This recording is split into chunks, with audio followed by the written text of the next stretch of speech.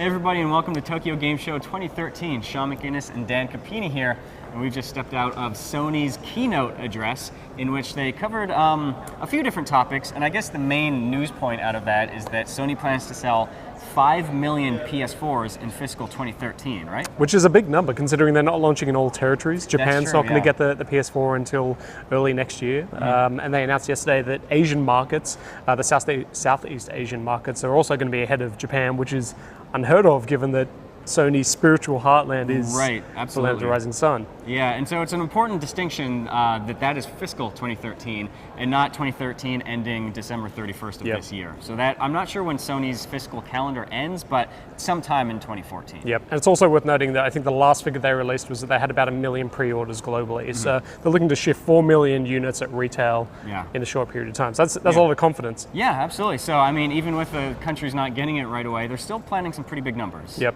Some of the other big stuff that they announced, kind of the ethos of the PlayStation universe is going to be around users and games always being connected, and they showed some of the social interactions and some more of the UI today. Your take on that? Yeah, I mean, it's hard. I haven't seen too much of the UI in action. I've only really seen like snapshots here and there. It's hard to really get a sense of it until you actually like sit down with the controller and get a good look at it.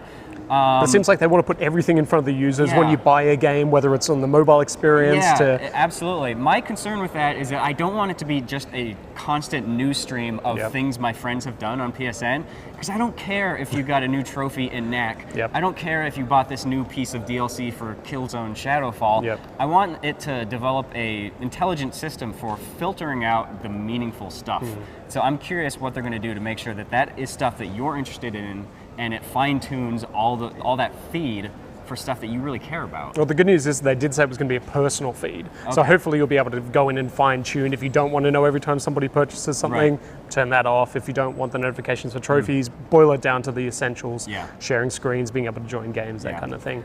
And speaking of PSN, they did mention that, they sort of clarified the whole real name ID thing. So you're still going to be able to create a PSN ID, which has a nickname on it. But if you want, you can use your real name as well. And they mentioned that that is done in an effort to just expand the user base so that they can get those casual people who don't really know what the whole online nickname thing means, and the type of people who would feel more comfortable accepting friend requests from people whose names they actually know. I'm not sure I understand this logic, to be honest. We both looked at each other and thought, is that right? Yeah, was that like just a translation goof? I'm not sure, but I would have thought the exact opposite, that the casual audience would be the most likely to brace the anonymity of the internet, and the core users are the ones who maybe then want to go and hook up with people they actually know and play with a regular group. But who knows? But I mean, at least they mentioned that it's not a necessary thing. You can still use your nickname. Yeah, exactly. You can use a real name ID if you want. It's up to you. So it's not going to be one of those BattleNet ID issues all over again.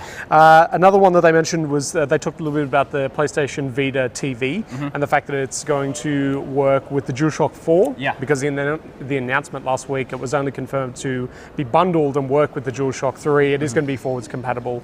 And they mentioned support for the PlayStation 3, which they didn't, I don't think, in the announcement last week. So there may be ties there as well. And they did mention that the Vita TV will ship with support for 1,300 games. Of course, that does include the backwards compatibility library of the PS1 classics and the PSP games as well. So. Plus, potentially in that Gaikai space with PlayStation 3 on the PlayStation 4.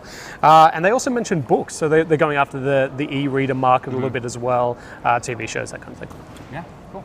Cool. I think that wraps up all the major talking points from the PlayStation press conference. We've got stacks more coming up from TGS 2013. Keep it locked to GameSpot.com.